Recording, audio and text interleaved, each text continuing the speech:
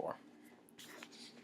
All right, guys, so next section deals with the Fugitive Slave Act, which we kind of previewed in the last section, talking about, having Congress enforce stricter, more stringent fugitive slave laws in order to recapture slaves. So that's what we're going to deal with here. What you need to do while you're listening, paying attention, take some notes. I want you to take at least 7 bullet-pointed notes. That should be fine. You're going to use this information tomorrow in class. Also tomorrow in class, we will be taking an excerpt from one of the things I'm talking about and reading it and analyzing it, along with looking at those notes that you took. So please make sure you're prepared for class tomorrow with those notes.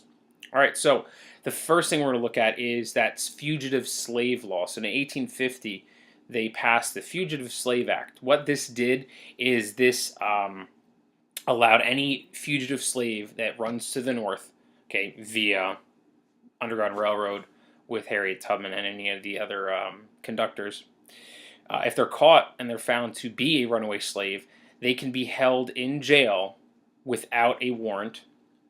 They do not have to be given a trial by jury. They're just held in a cell until their master or whoever is assigned to go recapture those runaway slaves makes their way to the north to reclaim them.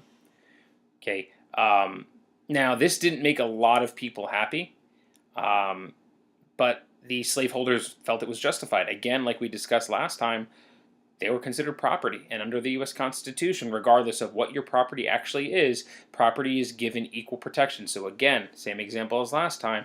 If I consider my home, and I live in the North, if I consider my home my property, somebody in the South does consider their slave the same exact thing, property. There's no, it's a very general term, so property is property, and that's protected. So the slaveholders felt like, well, if it's going to run away, I need to be able to recapture it. It is my property. Because remember, at this time, African-American slaves, or slaves in general, are not considered citizens. They are slaves, property. And we'll get more into that later on.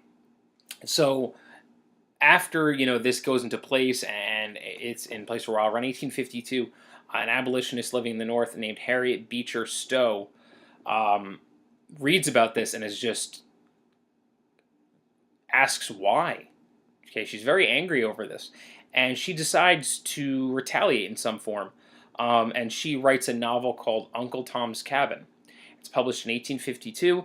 What it does is it shows the atrocities of slavery. It shows how violent it was, how morally and ethically wrong it was. A very good book, which we will be taking a look at in class, so you're getting a better understanding is exactly what the atrocities were. So she wrote this book, published, extremely popular in the abolitionist movement, but at the same time kind of hated by the South. They believed it portrayed them as it was a lie, it was wrong.